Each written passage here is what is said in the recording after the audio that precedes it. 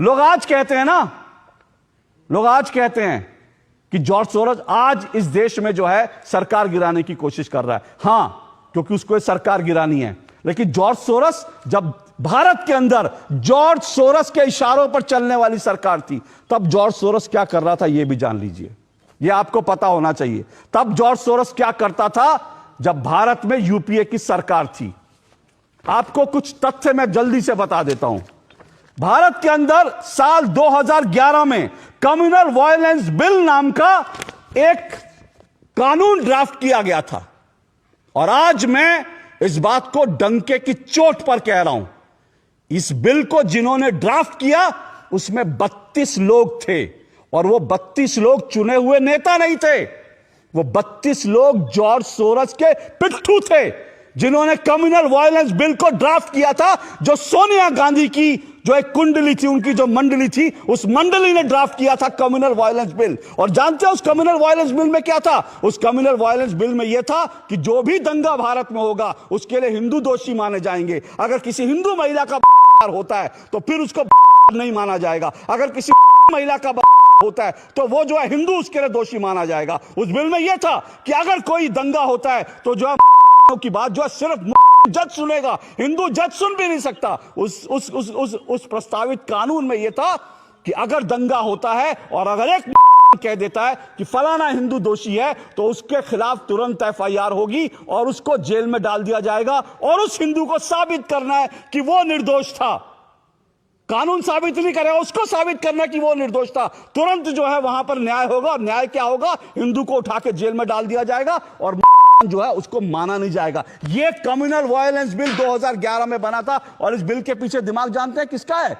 इस बिल के पीछे उन 32 लोगों का दिमाग था जो जॉर्ज सोरोस के थे। सोनिया गांधी टॉप पे थी। और इस बिल बनाने वालों में हर्ष मंदार शामिल था। और वह हर्ष मंदार कौन है? वो जॉर्ज सोरोस का आदमी है। ये वही हर्ष मंदार है दिल्ली में, दिल्ली के अंदर जिसके जो चिल्ड्रंस होम थे उस पर छापा पड़ा था, उसमें छोटे छोटे बच्चों का कन्वर्जन हो रहा था। आज भी वो केस चल रहा है। ये था जॉर्ज सोरोस का पूरा। और इसीलिए इस जॉर्ज सोरोस के इशारे पर राहुल गांधी कहते हैं हिंदू हिंसक होता है, संसद के अंदर कहते हैं हिंदू हिंसक होता है, क्योंकि जॉर्ज सोरोस ने को हर दंगे का जिम्मेदार ठहराने की उसने पटकथा लिख दी थी, जिस पर दस्तखत सोनिया गांधी के थे, जिस पर दस्तखत डॉक्टर मनमोहन सिंह के थे। और सुनना चाहते हैं डॉक्टर मनमोहन सिंह के दस्तखत क्यों थे? मेरे हाथ में एक तस्वीर है, ये डॉक्टर मनमोहन सिंह की बेटी की तस्वीर है। और ये ओपन सोसाइटी के, मैंने उससे उसकी ओपन सोसाइटी के जो उसका जो वेबसाइट है वहां से है।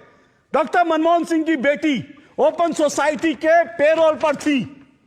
समझिए, अगर हिंदू अब भी नहीं समझना चाहता, अगर इस देश में लोगों की अब भी आंखें खुली नहीं खुली हैं, तो फिर इस देश का जो होगा वो आप लोग। मनमोहन सिंह की बेटी सोनिया गांधी, राहुल गांधी हिंदुओं को हिंसक ठहराने की, हिंदुओं को दंगाई ठहराने की जो साजिश 2011 से रच रहे थे भारत के खिलाफ, भारत के हिंदुओं के खिलाफ, वो साजिश क्या थी?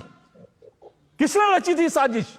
वो तो भला वो कानून पारित नहीं हो पाया क्योंकि देश में विरोध हुआ, वरना हिंदुओं को इस देश में कोई उंगली उठाता हिंदुओं को जेल में भेज दिया था, तुम दंगाई हो। यह जॉर्ज सोरोस के इशारे पर क्या क्या हो रहा था, यह तब से हो रहा था। और कश्मीर को लेकर मैं बता चुका हूं, सियाचिन पाकिस्तान को सौंपने की तैयारी थी। क्या इसके बाद भी कुछ बचता है? मैं फिर कह रहा हूं, हो सकता है निशिकांत दुबे के आरोप जो हैं उनमें कुछ पेच हो, उनमें कुछ गलत बात हो, लेकिन एक बार तो आप कहिए, एक बार तो कहिए आरोप गलत है। क्या ये वेबसाइट गलत है? कि वेबसाइट से जो तस्वीर आई क्या गलत है? सोनिया गांधी की तस्वीर लगी, इसको लेकर कांग्रेस ने अभी तक इस पर कोई वो नहीं किया। एक बार सोनिया गांधी कहते हैं मेरा इस संस्था से कोई लेना देना नहीं है, उसके बाद बीजेपी को हम सवाल पूछ